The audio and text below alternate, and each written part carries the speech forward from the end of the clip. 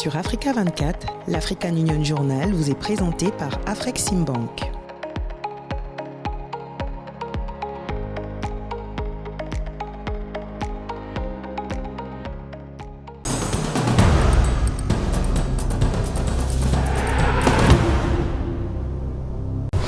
L'Afrique possède plus de 38 000 km de côtes et de ressources maritimes parmi les plus riches au monde. Pourtant, le continent ne capte encore qu'une part limitée de la valeur générée par ses océans, alors même que l'économie bleue pourrait représenter plus de 1 500 milliards de dollars à l'échelle mondiale d'ici 2030. Pêche stratégique, port maritime, tourisme côtier, autant de secteurs stratégiques encore largement sous-exploités, mais au cœur des enjeux de la croissance, d'emploi et de la souveraineté économique du continent. Comment transformer son potentiel maritime en véritable levier de développement durable? Élément de réponse dans cette édition de l'Africa Union Journal.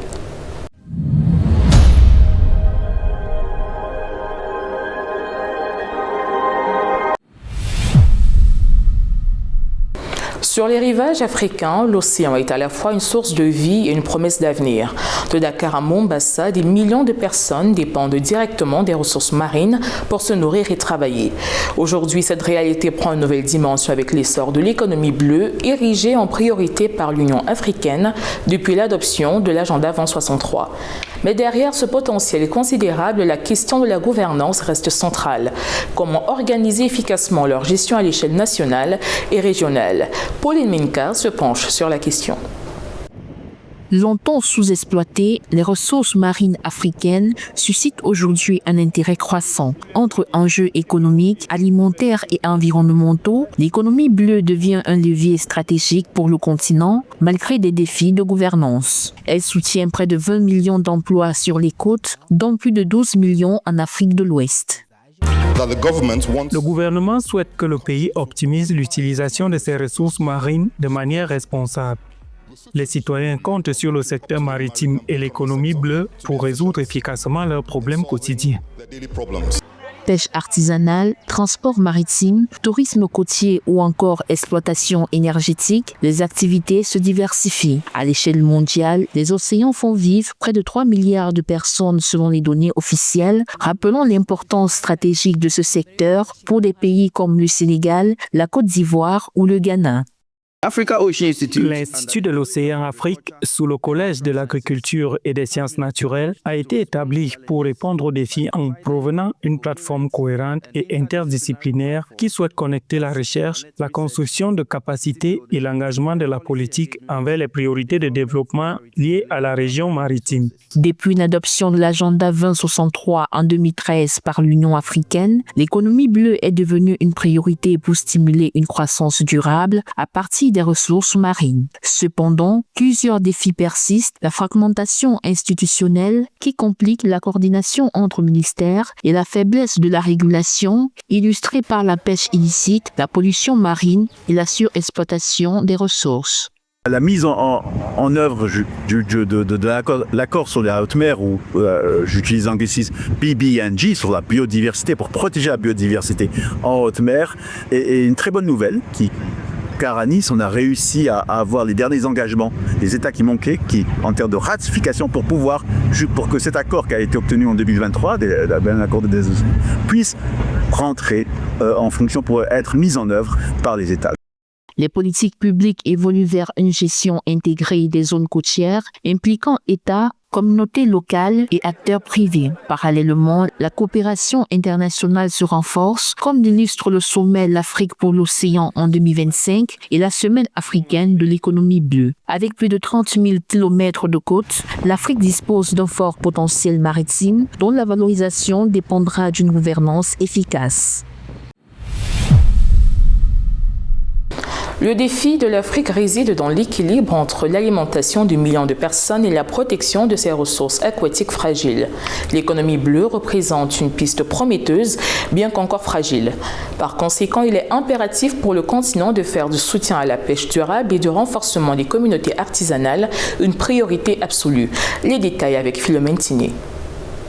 L'Afrique possède un potentiel halieutique considérable avec environ 5 millions de pêcheurs et plus de 10 millions de personnes dépendantes de la pêche continentale, selon la Banque africaine du développement BAD. Face à une croissance démographique rapide, l'économie bleue se révèle être une voie essentielle pour améliorer la sécurité alimentaire du continent. C'est pourquoi la BAD insiste sur la nécessité d'une approche de gestion des ressources en eau qui soit intégrée. Nos productions de poissons au niveau maritime sont aujourd'hui d'année en année en tendance baissière.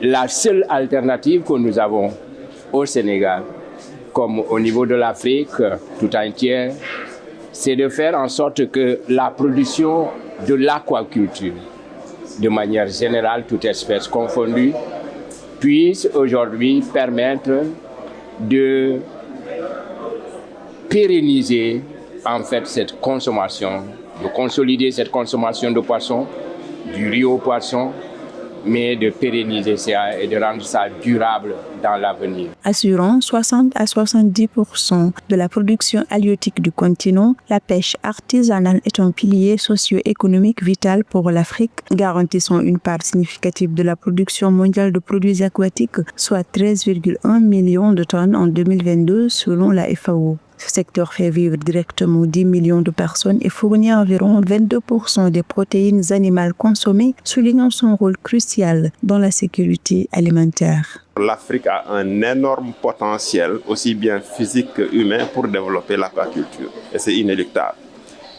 Mais ce que ça demande, c'est des investissements. Ça demande des investissements importants, mais qui vont avoir également des retombées importantes, aussi bien en termes de sécurité alimentaire, en termes de production aquacole, en termes de création d'emplois et également sur la santé humaine. Malgré l'importance de ce secteur, sa durabilité est compromise. Une grande partie des ressources halieutiques est surexploitée, en particulier en Afrique de l'Ouest. Pour y remédier, la BAD préconise d'investir dans des solutions fondées sur la nature, telles que la restauration des habitats aquatiques, la dépollution des eaux et la reconnexion des écosystèmes naturels. La pêche illicite, non déclarée et non réglementée reste une menace constante en raison de la capacité insuffisante sous forme de ressources physiques, de technologies et de compétences à déployer dans la lutte. On estime que le Kenya perd jusqu'à 45 milliards de shillings par an à cause de la pêche INN. Le renforcement des infrastructures de transformation et de commercialisation, comme les ports, les chaînes de froid et des coopératives locales, permet de réduire les pertes post-capture, d'augmenter les revenus des pêcheurs et d'améliorer l'accès aux produits de la mer, contribuant ainsi à la sécurité alimentaire et au développement économique du continent. En Afrique, le transport maritime et le développement portuaire sont au cœur de la compétitivité économique et de l'intégration régionale. Avec plus de 80% du commerce international transitant par les ports, moderniser les infrastructures et fluidifier les chaînes logistiques devient crucial pour stimuler la croissance, réduire les coûts, connecter le continent au marché mondial. Un reportage signé Marie-Raphaël Antolo. En Afrique, le transport maritime constitue l'épine dorsale du commerce international et un moteur essentiel du développement économique. Avec plus de 80% des échanges continentaux et internationaux passant par les ports, l'efficacité des infrastructures portuaires conditionne directement la compétitivité des pays africains sur le marché mondial. Les ports africains jouent un rôle central dans la chaîne logistique du continent. Cependant, beaucoup sont confrontés à des défis majeurs, congestion, vétusté, des équipements, lourdeur administrative et coûts élevés. Ces contraintes ralentissent les échanges et limitent l'attractivité des ports pour les investisseurs internationaux. Il est essentiel d'introduire des scanners dans la plupart des terminaux. Je suis convaincu que ce secteur peut être transformé grâce à un programme de partenariat public-privé. Le ministère soutient ce modèle économique qui associe l'efficacité du secteur privé à l'action du secteur public. La modernisation des ports et le renforcement du transport maritime dépassent les enjeux économiques et favorisent le développement régional et l'intégration africaine. Grâce à des partenariats publics et privés, les ports deviennent des hubs logistiques compétitifs, soutenant la croissance et réduisant les disparités. Des initiatives comme les corridors ouest-africains mobilisent plus de 2 milliards de dollars pour connecter routes, rails et ports et desservir plus de 400 millions d'habitants. Je crois que nous pouvons transformer le secteur grâce au programme technologie innovant de partenariat public-privé adopté par le ministère. Ce modèle fondé sur la synergie collaborative entre l'efficacité du secteur privé et la supervision du secteur public devrait avoir des impacts transformateurs sur l'environnement et l'économie, tout en générant des opportunités d'emploi importantes et en facilitant le développement du commerce et des investissements dans le cadre d'une approche nationale renforcée, collaborative et tournée vers l'avenir. La réhabilitation des ports et le renforcement du transport maritime dépassent les enjeux économiques. Ils stimulent le développement régional et l'intégration africaine. Le transport maritime représente environ 90% du volume du commerce international africain. La mise en œuvre de la ZLECA pourrait d'ailleurs faire bondir le fret maritime de 58 à 131,5 millions de tonnes, doublant ainsi les échanges intra-africains. On pourrait dire que le gouvernement souhaite que le pays exploite ses ressources marines de manière responsable. Le secrétaire général compte sur le secteur maritime et l'économie bleue pour être efficace dans la résolution des problèmes quotidiens, créer des emplois rémunérateurs et générer de la richesse afin d'améliorer les conditions de vie du citoyen ordinaire. Pour l'Afrique, investir dans les ports, fluidifier les chaînes logistiques et développer le transport maritime n'est pas une option, mais une nécessité pour garantir un avenir économique durable et connecté au commerce mondial. La Banque africaine de développement et d'autres partenaires soutiennent des projets majeurs comme le nouveau terminal de Frac en Côte d'Ivoire, estimé à 175 millions d'euros.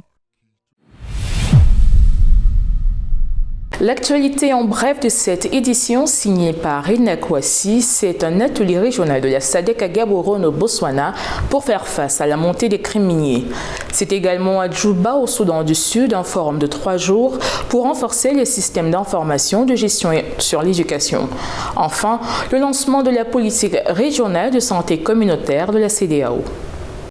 Réuni du 9 au 11 mars 2026 à Gaborone, au Botswana, un atelier régional organisé par l'ONUDC et le secrétariat de la SADC qui a rassemblé forces de l'ordre, régulateurs et partenaires internationaux pour contrer les crimes miniers. Dans une région riche en minéraux critiques, essentiels à la transition énergétique, les participants ont alerté sur la montée des réseaux criminels impliqués dans l'exploitation illégale, la contrebande et le blanchiment d'argent. Les intervenants ont souligné la nécessité d'une coopération transfrontalière renforcée, d'une harmonisation des cadres juridiques et d'investissement dans les capacités techniques.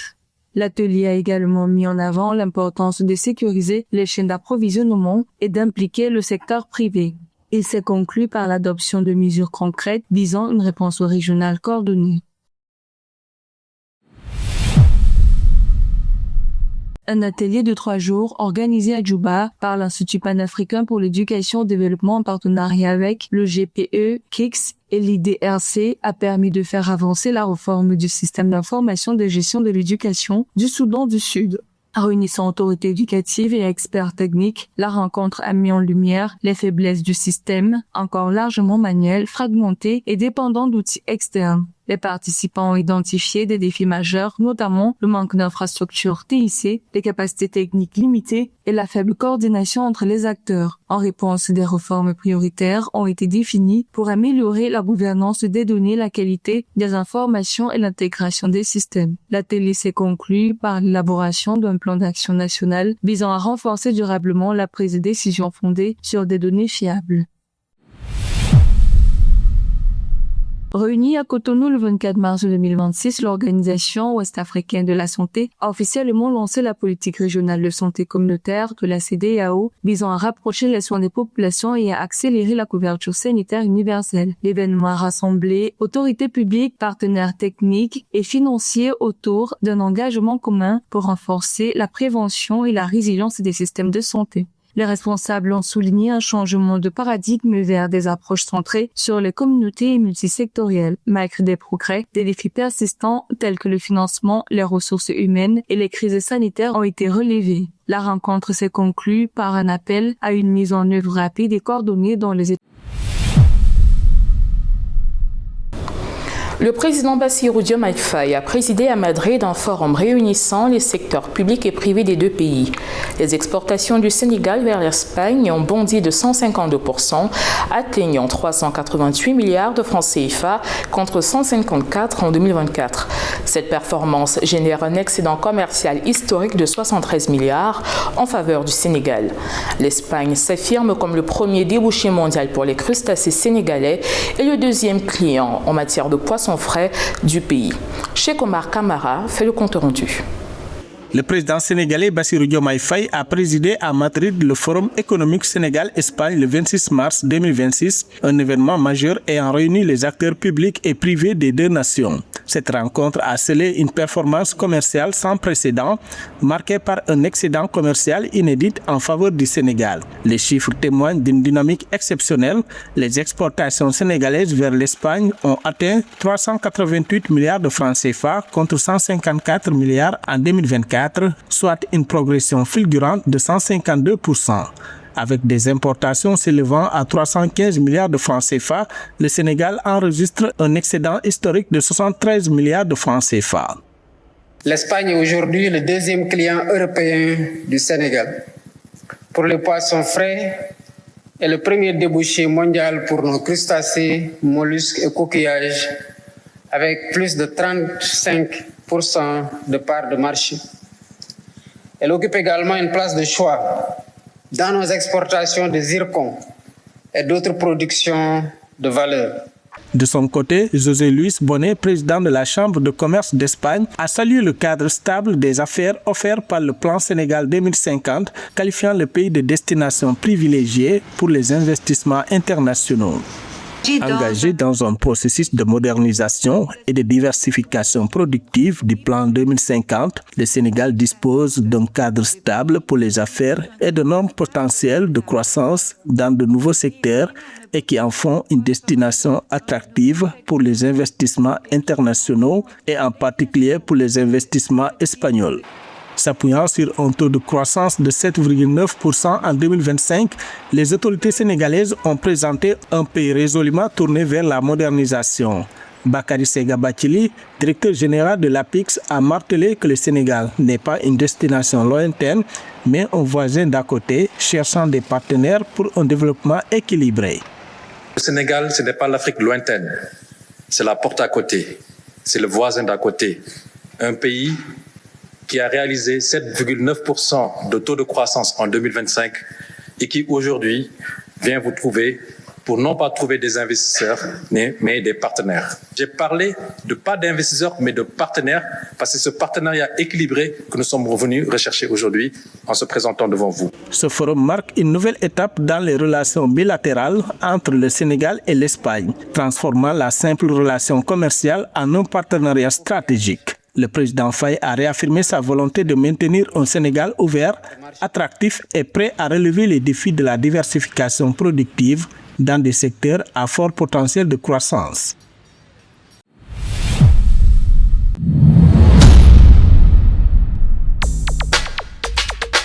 Le Salon international du commerce du Zimbabwe se tiendra à Bulawayo au 25 avril 2026. Sous le signe de l'innovation et de l'intégration régionale, cette édition s'annonce comme le carrefour incontournable des échanges en Afrique australe. Plus qu'une simple exposition, ce rendez-vous est un baromètre de la santé industrielle du pays. Durant 6 jours, le centre d'exposition du Bulawayo accueillera des décideurs politiques, des investisseurs internationaux et des chefs d'entreprise autour des secteurs clés, mines, agriculture et technologie de pointe.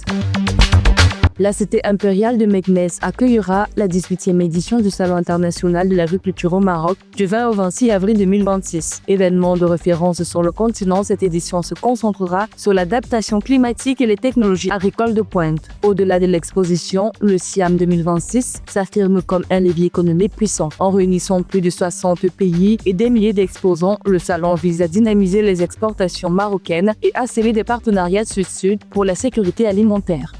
La deuxième édition du Forum régional africain sur le développement durable est prévue à Addis Abeba en Éthiopie du 28 au 30 avril 2026. L'événement se tient chaque année afin d'assurer un suivi et un examen intégré de la mise en œuvre des objectifs de développement durable du programme de développement durable à l'horizon 2030 et des objectifs du programme 2063, l'Afrique que nous voulons de l'Union africaine. La deuxième session du forum se tiendra sous le thème « Inverser la tendance, action transformatrice et coordonnée pour le programme 2030 et l'agenda 2063 ».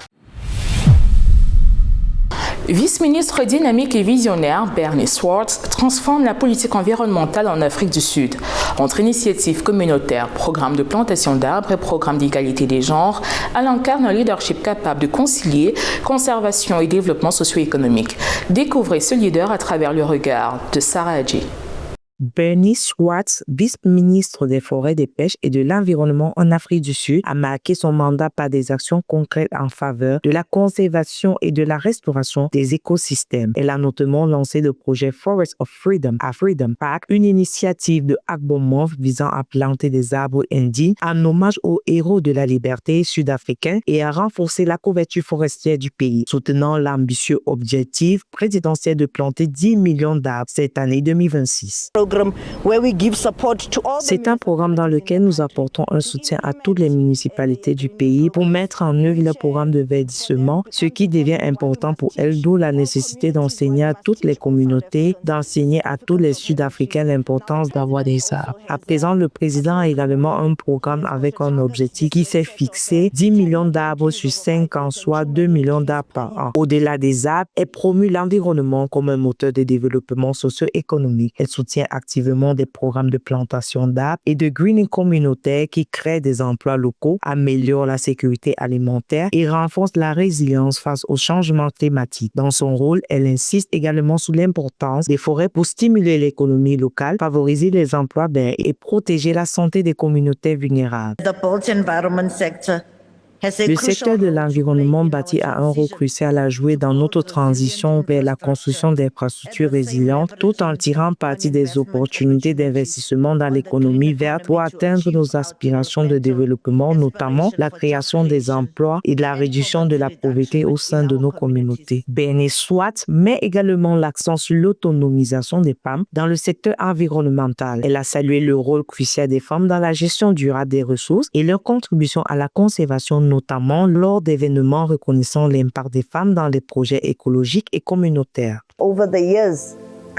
Au fil des années, le gouvernement a donné aux femmes des compétences, les a autonomisées grâce à des ateliers, les a soutenues par des conférences et les a fourni des compétences pour entreprendre. Vice-ministre engagée, Bernie Swartz s'impose comme une voix forte pour un environnement durable en Afrique du Sud. Avec ses plantations d'arbres, projets verts et promotion de l'égalité des genres, elle conjugue protection de la nature et développement social, montrant que l'environnement peut être un moteur de résilience face aux défis climatiques.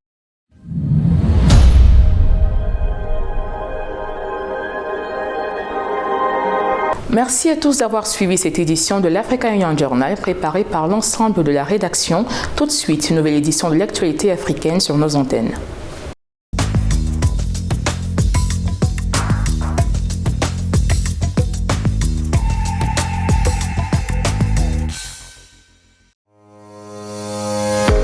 Sur Africa 24, l'African Union Journal vous est présenté par Afreximbank.